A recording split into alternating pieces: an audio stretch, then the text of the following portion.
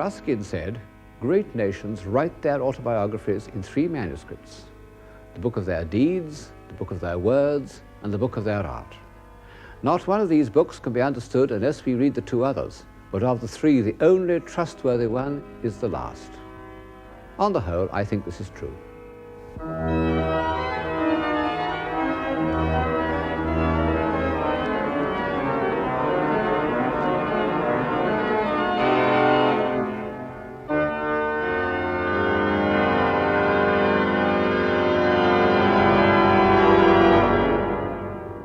Looking at those great works of Western man, and remembering all that he's achieved in philosophy, poetry, science, lawmaking, it does seem hard to believe that European civilization can ever vanish. And yet, you know, it has happened once. All the life-giving human activities that we lump together under the word civilization have been obliterated once in Western Europe, when the barbarians ran over the Roman Empire. For 2 centuries, the heart of European civilization almost stopped beating. We got through by the skin of our teeth. In the last few years, we developed an uneasy feeling that this could happen again. And advanced thinkers, who even in Roman times thought it fine to gang up with the barbarians, have begun to question if civilization is worth preserving.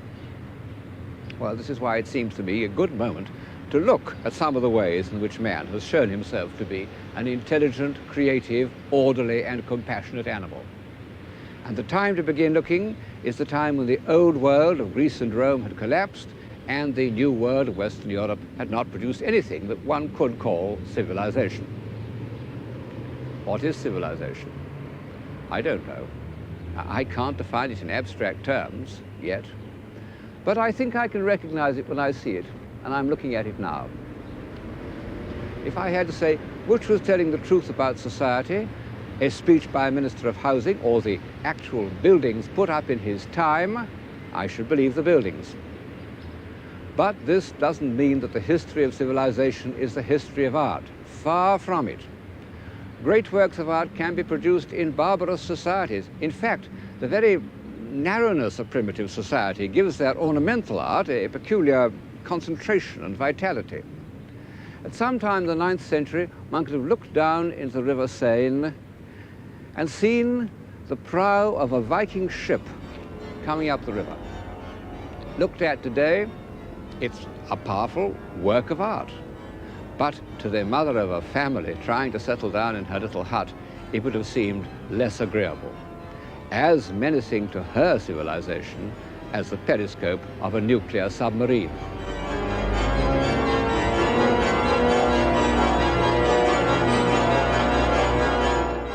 A powerful work of art, and more moving to most of us than this Greco-Roman head. And yet this is from the figure that was once the most admired piece of sculpture in the world, the Apollo of the Belvedere.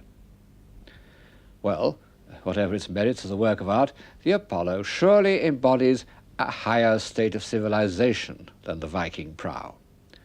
The northern imagination takes shape in an image of fear and darkness, the Hellenistic imagination in an image of harmonized proportion and human reason. At certain moments, man has felt the need to develop these qualities of thought and feeling so that they might approach, as nearly as possible, to an ideal of perfection. He's managed to satisfy this need in various ways, through myths, through dance and song, through systems of philosophy, and through the order that he has imposed on the visible world. The children of his imagination are also the expressions of an ideal. Western Europe inherited such an ideal. It had been invented in Greece in the 5th century before Christ and was without doubt the most extraordinary creation in the whole of history. So complete, so convincing, so satisfying to the mind and the eye that it lasted practically unchanged for over 600 years. Of course, its art became very stereotyped and conventional, but there it was. The same architectural language, the same imagery, the same theaters, the same temples. At any time for 500 years, you could have found them all round the Mediterranean, in Greece, Italy, Asia Minor, North Africa, or in the south of France, where I am now. This building, the so-called Maison Carrée at Nîmes, is a little Greek temple that might have been anywhere in the Greco-Roman world. That world must have seemed absolutely indestructible. And of course some of it was never destroyed.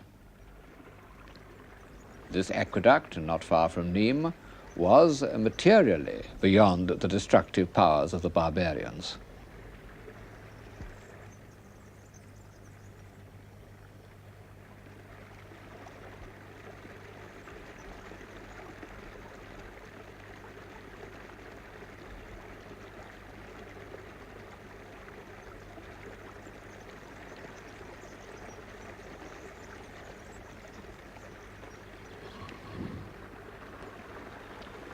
What happened? Well, it took Gibbon 9 volumes to describe the decline and fall of the Roman Empire, and I shall not embark on that.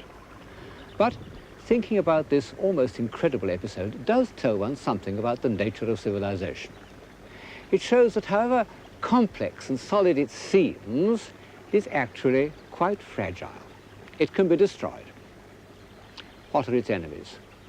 First of all, fear. Fear of war, fear of invasion, fear of plague, fears that make it simply not worthwhile constructing things or planting trees or even planting next year's crops. And fear of the supernatural, which means that you daren't question anything or change anything. The late antique world was full of meaningless rituals, mystery religions that destroyed self-confidence. And then boredom, the feeling of hopelessness, which can overtake people with a high degree of material prosperity. There's a poem by a modern Greek called Cavafy, a poem in which he imagines the people of some late antique city waiting every day for the barbarians to come and sack it. And then finally the barbarians move off somewhere else, and the city is saved. But the people are disappointed. It would have been better than nothing. Of course, civilization requires a modicum of material prosperity, enough to provide a little leisure. But far more it requires confidence. Confidence in the society in which one lives, belief in its philosophy, belief in its laws, confidence in one's own mental powers. The way the stones of that bridge are laid is not only a triumph of technical skill, but it shows a vigorous belief in discipline and law, energy, vitality. All the great civilizations or civilizing epochs have had a weight of energy behind them. People sometimes think that civilization consists in fine sensibilities and good conversation and all that. Well, these can be among the agreeable results of civilization, but they are not what makes a civilization. And a society can have these amenities and yet be dead and rigid. So, if one asks why the civilization of Greece and Rome collapsed, the real answer is that it was exhausted.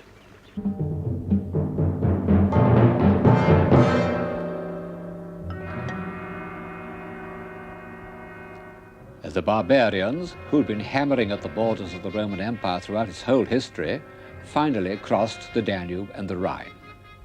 At first, they were half Romanized and helped to carry on the administration of the empire.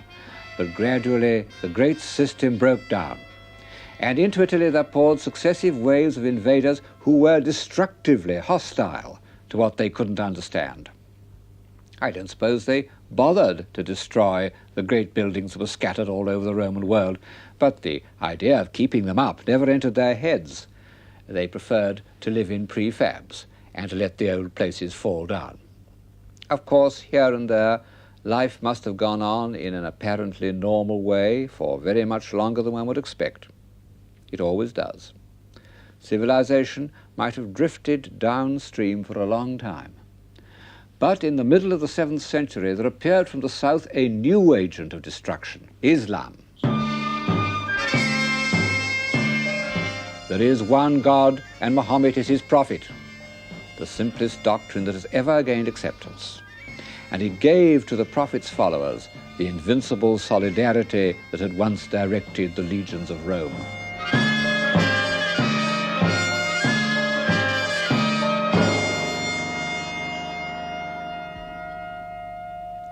In a miraculously short time, about 50 years, the classical world was overrun.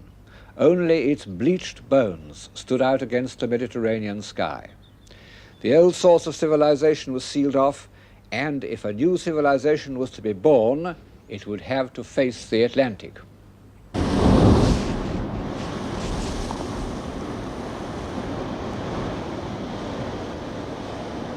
What a hope.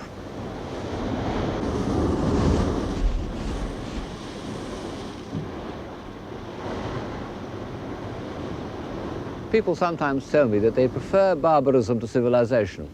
I doubt if they've given it a long enough trial. Like the people of Alexandria, they are bored by civilization. But all the evidence suggests that the boredom of barbarism is infinitely greater. Quite apart from the discomforts and privations, there was no escape from it. Very restricted company, no books, no light after dark, no hope. On one side, the sea battering away, and on the other, infinite stretches of bog and forest and rocky waste. A most melancholy existence. And the Anglo-Saxon poets had no illusions about it.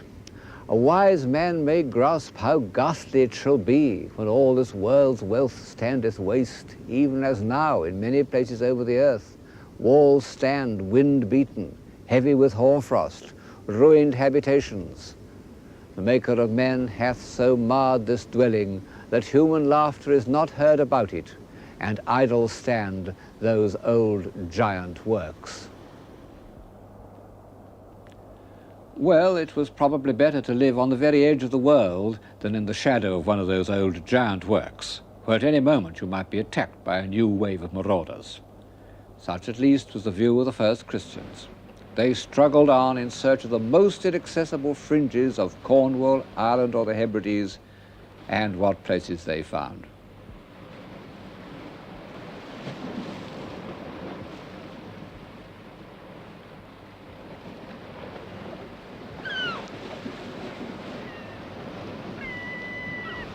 "18 miles from the Irish coast is the island of Skellig Michael, a pinnacle of rock rising 700 feet from the sea.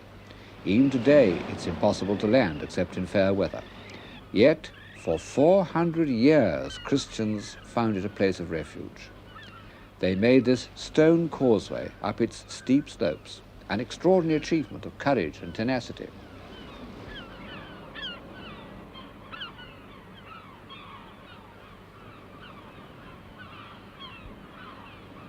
Looking back from the great civilizations of 12th century France or 17th century Rome, it is hard to believe that for quite a long time, over 100 years, Western Christianity survived by clinging to places like this.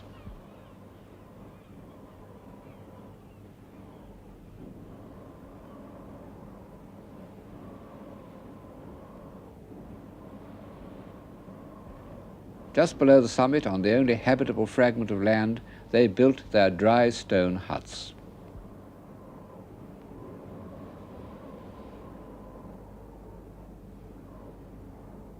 There are stones of white crystal on the island, and they've been used to make this rough cross above the doorway.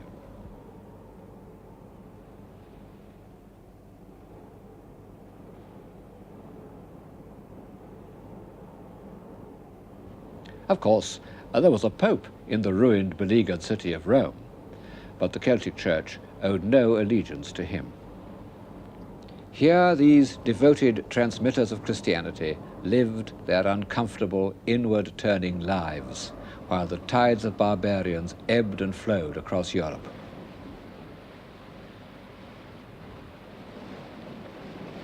The Christian few sought remote places of enduring sanctuary, but the pagan tribes were not interested in permanence. Like the Irish tinkers of today, they preferred drifting as the mood took them.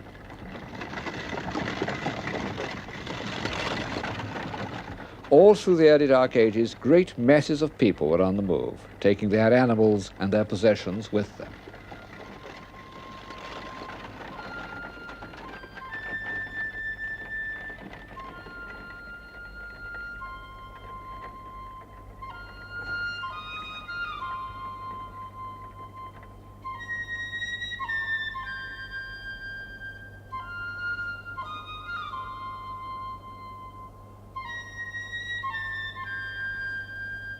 What did the early wanderers care about? The answer comes out in the poems. Gold. Whenever an Anglo-Saxon poet wants to put into words his ideal of a good society, he speaks of gold. There once many a man, mood-glad, gold-bright, of gleams garnished, flushed with wine-pride, flashing war-gear, gazed on wrought gemstones, on gold, on silver, on wealth held and hoarded, on light-filled amber.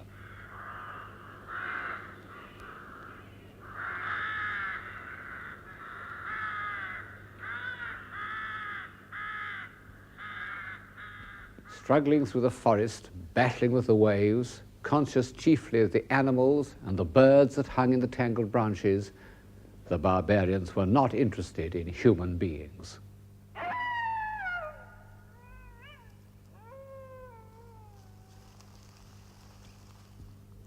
The wanderers had never been without craftsmen, and all their pent-up need to give some permanent shape to the flux of experience, to make something perfect out of their singularly imperfect existence, was concentrated in these marvellous objects. This love of gold and wrought gemstones, this feeling that they reflected an ideal world and had some kind of enduring magic, went on right up to the time when the dark struggles for survival were over. It's arguable that Western civilization was saved by its craftsmen. The wanderers could take their craftsmen with them. Since the smiths made princely weapons as well as ornaments, they were as necessary to a chieftain's status as were the bards whose calypsos celebrated his courage. But even while these splendid objects were being made, Christianity was gaining ground in the West, and 2 or 3 parts of the British Isles offered for a short time relative security. One of them was Iona.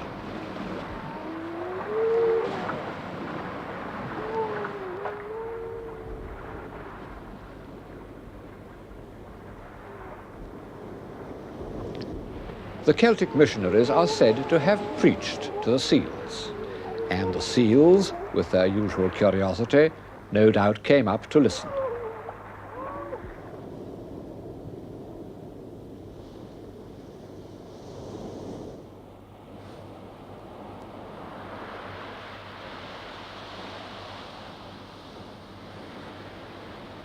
Secure and sacred.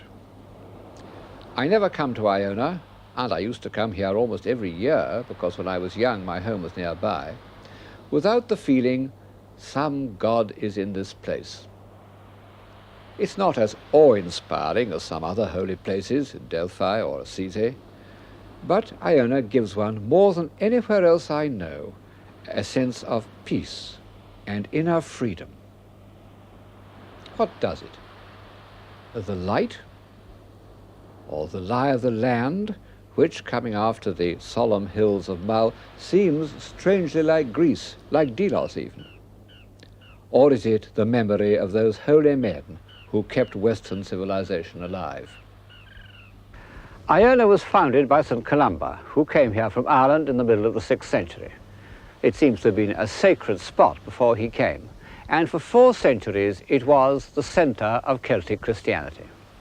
There are said to have been 360 crosses like the one behind me, nearly all of them thrown into the sea during the Reformation. No one knows which of the surviving Celtic manuscripts were produced here and which in the Northumbrian island of Lindisfarne, and it doesn't really matter because they're all in what we rightly consider an Irish style. The strange thing about these books is that the monks who decorated them seem to have had so little consciousness of any form of classical or Christian culture.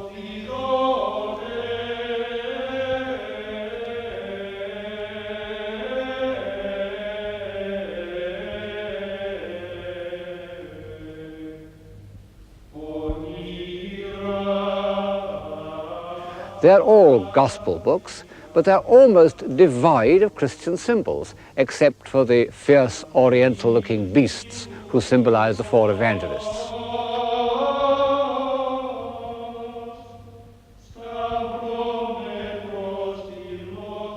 When a man appears, he cuts a very poor figure.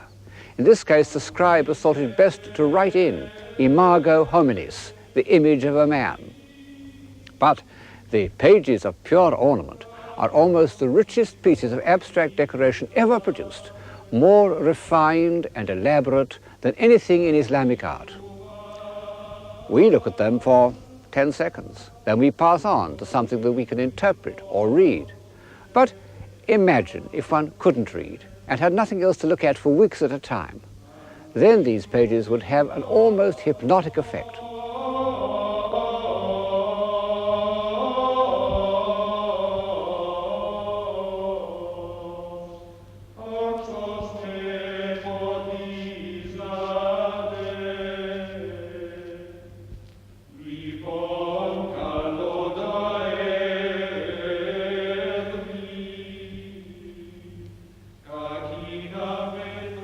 The last work to be decorated in Iona has become the most famous, the Book of Kells. Soon after these fabulous pages were completed, when the book itself was unfinished, the abbot of Iona was forced to flee to Ireland. The sea had become more menacing than the land. The Norsemen were on the move.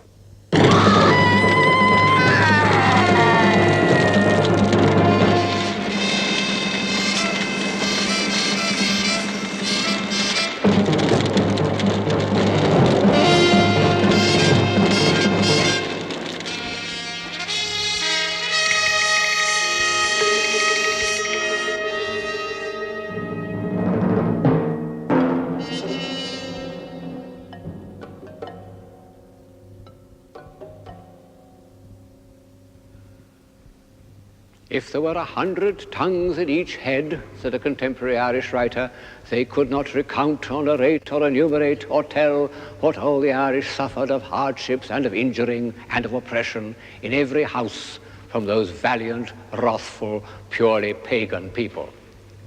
The Celts haven't changed much. Purely pagan. Unlike the earlier wanderers, the Vikings had a rather splendid mythology, romanticized for us by Wagner. Their runic stones have an almost magical power.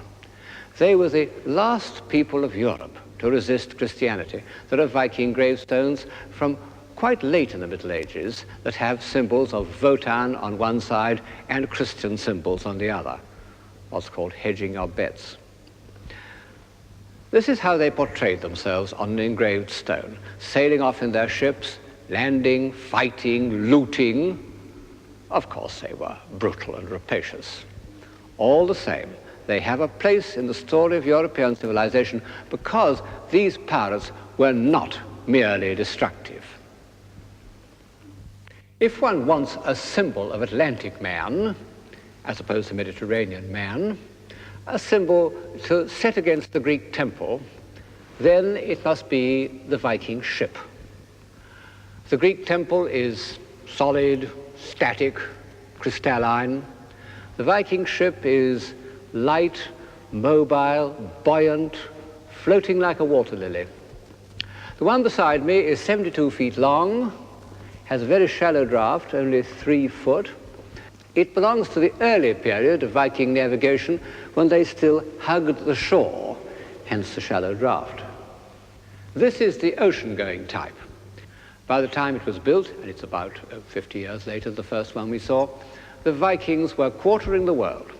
They set out from a base, and with unbelievable courage and ingenuity, they got as far as Persia via the Volga and the Caspian Sea.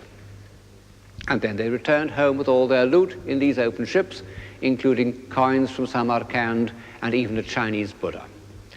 The sheer technical skill of their journeys was a new achievement. And their spirit did contribute something very important to the Western world because, in the end, it was the spirit of Columbus.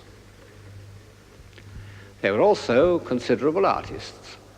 The ornament of the prow, which as you see is highly sophisticated, is a pattern of movement, of endless flux, with a rhythm that was still to underlie the great ornamental art we call Romanesque.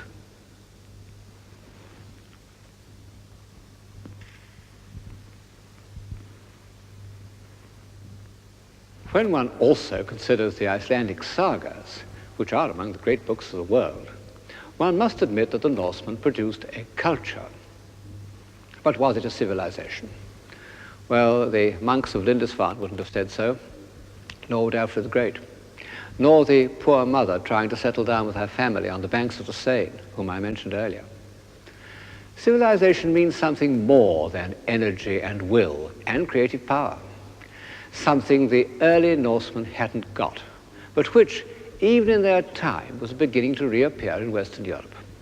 How can I define it? Very shortly, a sense of permanence.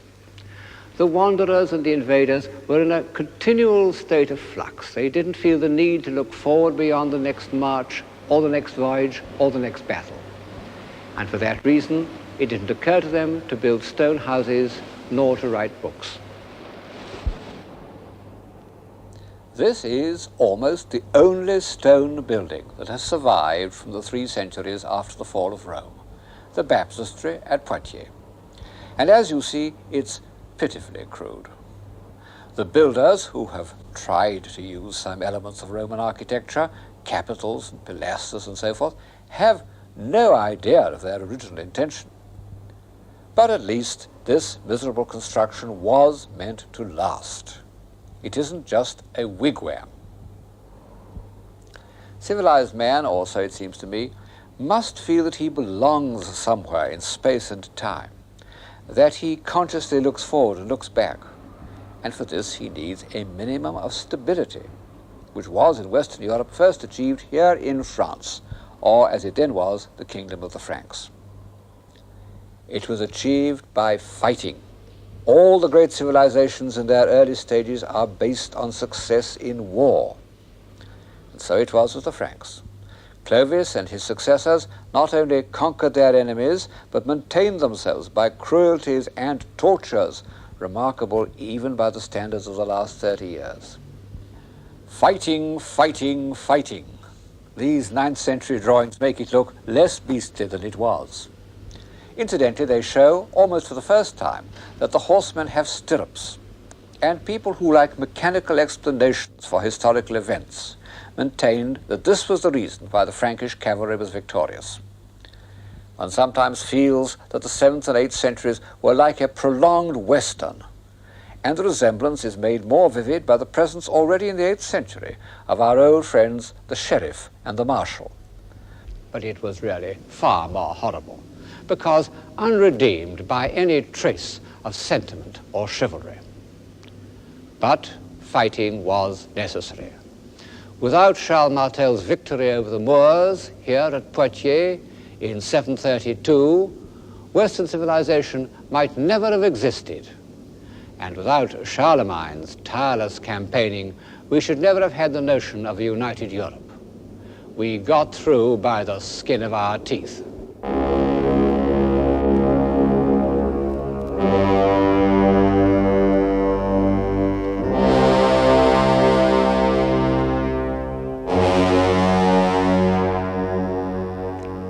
Charlemagne is the first great man of action to emerge from the darkness since the collapse of the Roman world.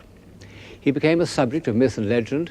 This magnificent reliquary, made about 500 years after his death to hold a piece of his skull, expresses what the Gothic Middle Ages felt about him in terms that he himself would have appreciated: gold and jewels and antique cameos. But the real man wasn't so far from that myth. He was a commanding figure, over 6 feet tall with piercing blue eyes, only he had a small, squeaky voice and a walrus moustache instead of the beard. He was a tireless administrator.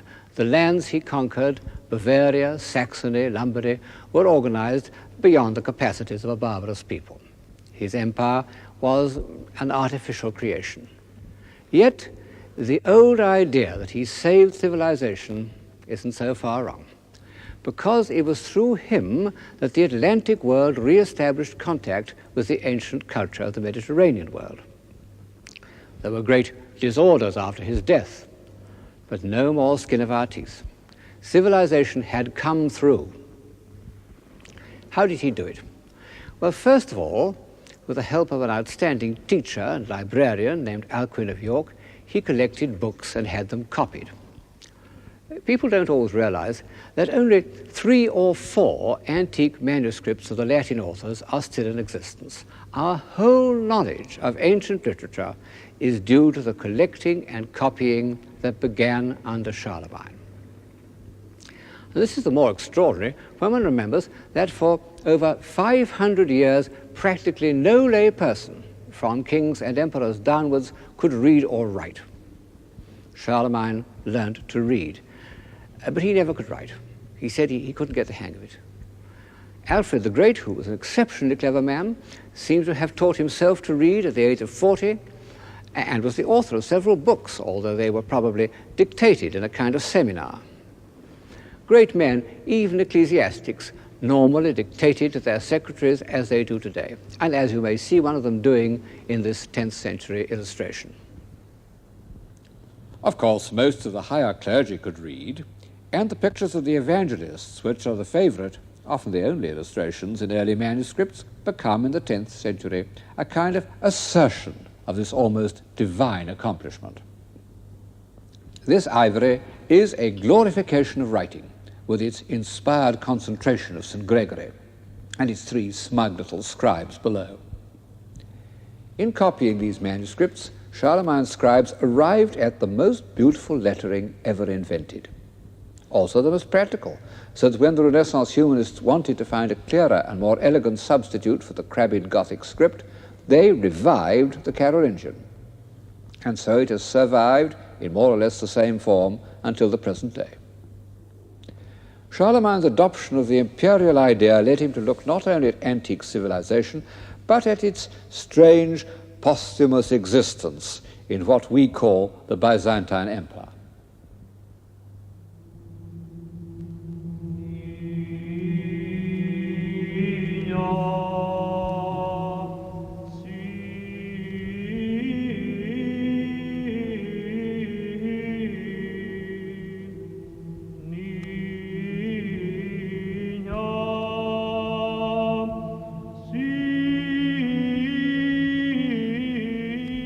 For 400 years, Constantinople had been the greatest city in the world, and the only one in which life had gone on more or less untouched by the wanderers. It was a civilization, all right. It produced some of the most nearly perfect buildings and works of art ever made, but it was entirely sealed off from Western Europe, partly by the Greek language, partly by religious differences, chiefly because it didn't want to involve itself with the bloody feuds of the Western barbarians. It had its own Eastern barbarians to deal with.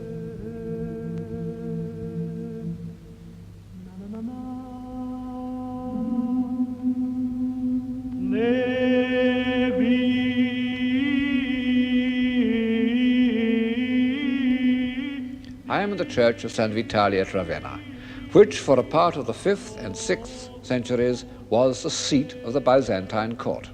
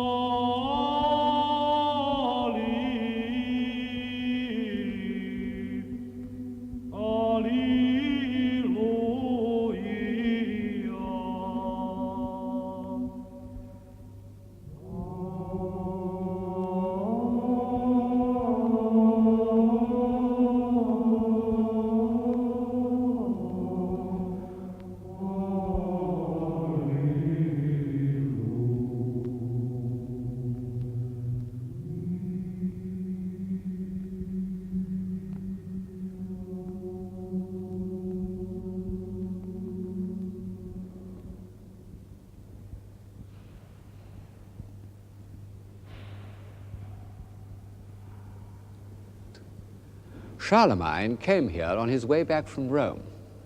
No emperor has visited Rome for almost 500 years. And when Charlemagne, the great conqueror, went there in the year 800, the Pope crowned him as the head of a new Holy Roman Empire. brushing aside the fact that there was another emperor in Constantinople. Charlemagne was afterwards heard to say that this famous episode was a mistake. He advised his son to crown himself. Perhaps he was right. By crowning Charlemagne, the Pope could claim a supremacy over the emperor, which was the cause or pretext of war for 3 centuries. But historical judgments are very tricky. Maybe the tension between the spiritual and worldly powers throughout the Middle Ages was precisely what kept European civilization alive. If either had achieved absolute power, society might have grown as static as the civilization of Egypt or of Byzantium itself. Anyway, Charlemagne saw these mosaics of Justinian and Theodora and realized how magnificent an emperor could be. I may add that he himself never wore anything but a plain Frankish cloak. And when Charlemagne returned to his residence at Aix-la-Chapelle, he settled there because he liked swimming in the hot springs, he determined to build a replica of San Vitale as his Paris chapel. Et somnolentos increpat, calus negantes abuit,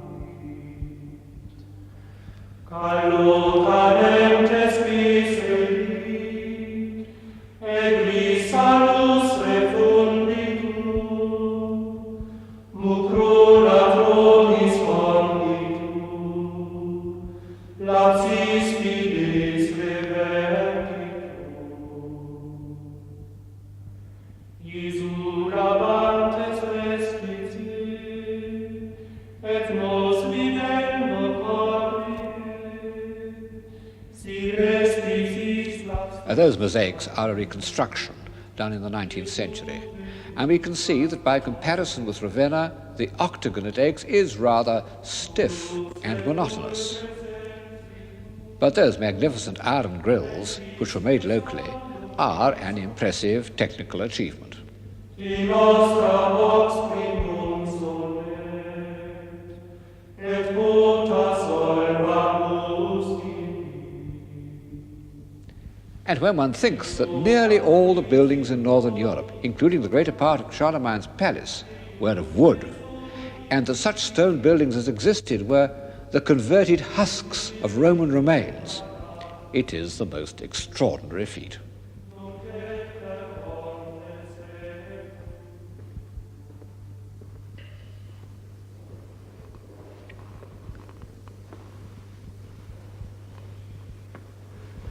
Charlemagne's throne.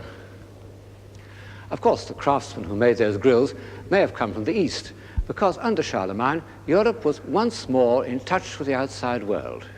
He even received a present from Harun al-Rashid, Caliph of the 1001 Nights, an elephant called Abul Abuz. He died on campaign in Saxony. Its tusks were made into chessmen, which still exist. As ruler of an empire stretching from Denmark to the Adriatic, he amassed treasures from all over the known world. But in the end, it was the books that mattered. There have never been more splendid books than those illuminated for the court library and sent as presents all over Western Europe. In their own day, these books were so precious that the practice arose of giving them the richest, most elaborate bindings conceivable. Usually they took the form of an ivory plaque surrounded by beaten gold and gems. And these small pieces of sculpture are in some ways our best indication of the intellectual life of Europe for almost 200 years. Only Charlemagne could hold the empire together. After his death it broke up and Europe entered a phase which historians usually consider almost as dark and barbarous as the century before him. Well, that's because they look at it from the point of view of political history and the written word. If we read what Ruskin called the book of its art, we get a very different impression. Because, contrary to all expectation, the 10th century produced work as splendid and as technically skillful and even as delicate as any other age. To me, this cross of Lothar is one of the most moving objects that has come down to us from the distant past.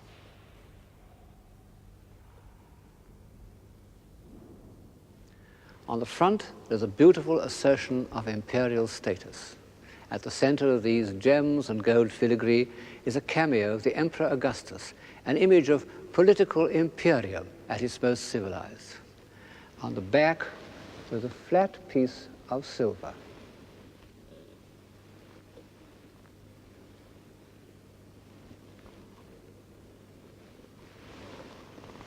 But on it is engraved an outline drawing of the crucifixion, a drawing of such poignant beauty as to make the front of the cross look worldly. It's the experience of a great artist simplified to its essence, what Matisse wanted to do in his chapel at Vence, but more concentrated, and of course, the work of a believer.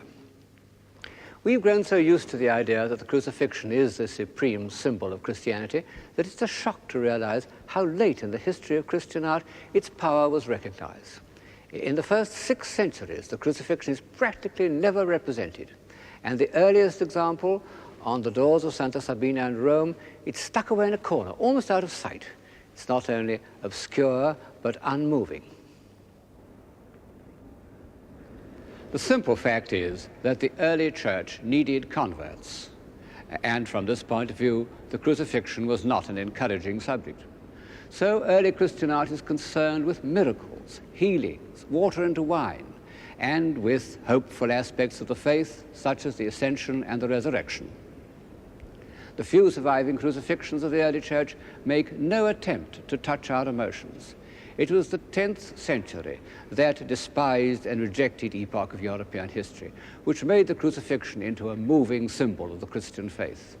In such a figure as this, made for Archbishop Guerreau of Cologne 1,000 years ago, one sees the figure of the crucified Christ as it has been almost ever since.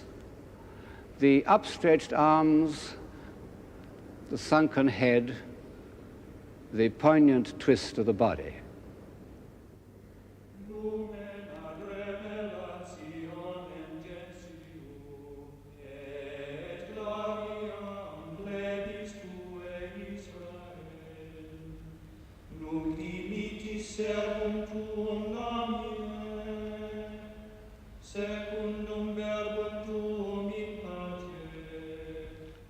The men of the 10th century not only recognized the meaning of Christ's sacrifice in physical terms, they were able to sublimate it into ritual.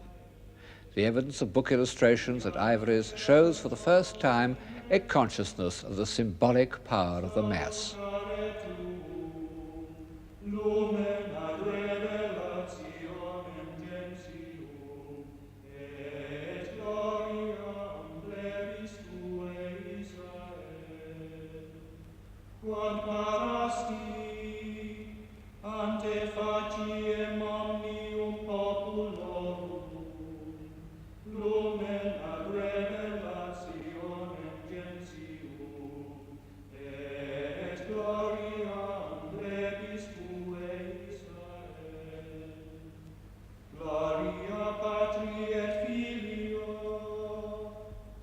Look at these solemn columnar characters celebrating and chanting the Mass.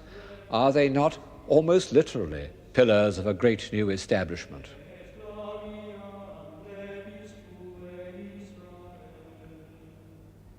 And what about this enameled pulpit at Aix-la-Chapelle, from which the word of God could be preached to the emperor and his court? These grand, authoritative works show that at the end of the 10th century, there was a new power in Europe, greater than any king or empire, the Church. And the Church at this date was a humanizing influence. I'm reminded of the most famous lines of Virgil who loomed so large in the medieval imagination. They come when Virgil's hero, Aeneas, has been shipwrecked in a country that he fears will be inhabited by barbarians. Then, as he looks around, he sees some figures carved in relief, and he says, "These men know the pathos of life, and mortal things touch their hearts." Man is no longer imago humanis, the image of a man, but is a human being with humanity's impulses and fears, also humanity's moral sense and belief in the authority of a higher power. By the year 1000, the year in which many timid people had feared that the world would come to an end, the long dominance of the barbarous wanderers was over, and Western Europe was prepared for its first great age of civilization.